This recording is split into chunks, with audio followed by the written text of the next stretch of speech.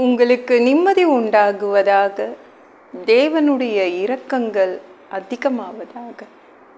தேவன் என்ன சொல்கிறாங்கன்னா, சிங்கக்குட்டிகள் தாழ்ச்சி அடைந்து பட்டினியாய் கிடக்கும், கர்த்தரை தேடுகிறவர்களுக்கோ ஒரு நன்மையும் குறைவுபடாது அப்படின்னு சொல்கிறாங்க.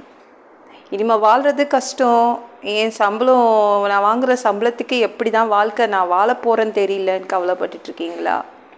இல்லை, உங்களுக்கு ஒரு நன்மை கூட குறையாது அப்படின்னு தேவன் சொல்கிறாங்க.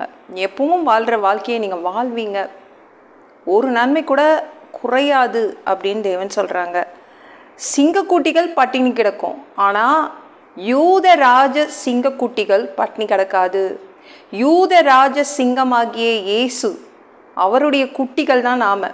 அவரை எப்பொழுதும் தேடுறோம்ல, அதனால் நம்ம பட்டினி கிடக்க மாட்டோம். நம்மளுக்கு அவர் கொடுக்குற நன்மைகள் என்றைக்குமே குறையாது. எப்பொழுதும் நம்ம உயிருள்ள நாளெல்லாம் நம்மளுக்கு என்ன வரும்? நன்மையும் கிருபையும் நம்மளை தொடரும். இப்போ நன்மை நம்ம தொடர்ந்துக்கிட்டே வரும், அதை எதுவும் கட் பண்ண முடியாது. அந்த நன்மையையும் கிருபையையும் எதுவுமே கட் பண்ண முடியாது, எதுவும் அதை கத்திரிக்கோள் வச்சு கட் பண்ணி விட முடியாது. ஏன்னா நம்ம இயேசுடைய பிள்ளைங்க, அவரை தேடிக்கிட்டே இருக்கோம்ல, அதனால் நன்மையும் கிருபையும் நம்மளை தொடர்ந்து வந்துக்கிட்டே இருக்கும். இப்போ ஒரு அம்மா ஒரு குழந்தை, அந்த உறவு கூட, இந்த தொப்புள் கொடி, அவங்கள இணைக்கிற அந்த தொப்புள் கொடி கூட அந்த குழந்தை வெளியில் வரும்போது கட் பண்ணிடுறாங்க, கத்தரிச்சிடுறாங்க, அவ்வளோதான். ஆனால் நம்ம உயிருள்ள வரைக்கும், உயிருள்ள நாள் வரைக்கும் நன்மையும் கிருபையும் நம்மளை தொடர்ந்து வந்துக்கிட்டே இருக்கும். ஜீவனுள்ள நாளெல்லாம் நன்மையும் கிருபையும் நம்மை தொடரும். ஓகேங்களா? எதுவுமே கட் பண்ணி போட முடியாது. அதனால் ஒரு நன்மை கூட குறையாது. உங்களுக்கு என்னவோ தெரிலங்க, இப்போ என் பிள்ளைங்களுக்கெல்லாம் கல்யாணம் ஆயிடுச்சு, என்னுடைய செலவெல்லாம் குறைச்சிக்கணும் போல், முன்னாடி மாதிரி இருக்கிற வாழ்க்கையை வாழ முடியாது போல், என்னுடைய சம்பளம் இந்த குடும்பத்தை அந்த அளவு திருப்தியாக போஷிக்க முடியல, அப்பெல்லாம் கவலைப்படுறீங்களா? இனிமேல் நான் எப்படி வாழ்கிறது? கணவர் இல்லையே, என் மனைவி இல்லையே, அப்பெல்லாம் கவலைப்படுறீங்களா? தேவன் சொல்கிறாங்க, என்றைக்குமே நீங்கள் தேவனை தேடுறதுனால தான் எல்லா நன்மைகளும் உங்கள் பின்னாடி வருது. மனிதர்கள் உங்களோடு கூட இருக்கிறாங்க, அதனால தான், பணம் உங்கள் கூட இருக்கிறதுனால தான் நன்மைகள் வருது அப்படின்னு நீங்கள் தப்பாக கணக்கு வச்சுக்காதீங்க, கணக்கு போட்டு வச்சுக்காதீங்க. தேவன் நீங்கள் தேவனை தேட தேட தேட நன்மையும் கிருபையும் நம்ம பின்னாடி வந்துக்கிட்டே இருக்கும். ஓகேங்களா? என்றைக்குமே அது யாராலையும் கட் பண்ணி போட முடியாது, கத்தரிக்க முடியாது. ஓகேங்களா? எப்பொழுதும் உங்களுக்கு எந்த நன்மைகளும் குறைவுபடாது. இப்போ யாக்கோபு வாழ்ந்த நாட்டில் பயங்கரமான பஞ்சங்க, செம்ம பெரிய பஞ்சம், என்ன பண்ணுறதுனே தெரியல. உடனே அவங்க பிள்ளைங்க கிட்ட கூப்பிட்டு சொல்கிறாங்க, ஆதியாகமம் 43:1-2 படித்து பாருங்களேன். தேசத்திலே பஞ்சம் கொடிதாய் இருந்தது.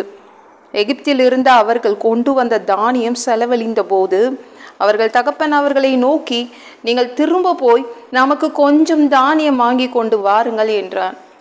கொஞ்சம் தானியமாவது வாங்கிட்டு வாங்க, இருக்கிறத வச்சு அட்ஜஸ்ட் பண்ணி சாப்பிடலாம் அப்படின்னு யாக்கோபு சொல்கிறாங்க.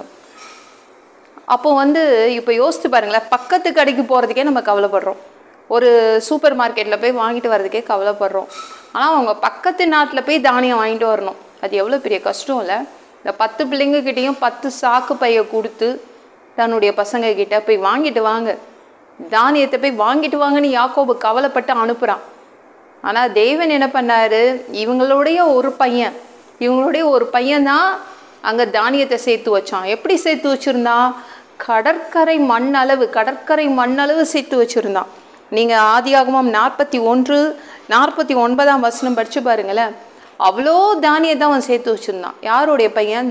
யாக்கோபுடைய பையன் தான். ஒரு நன்மை கூட குறையவே இல்லை.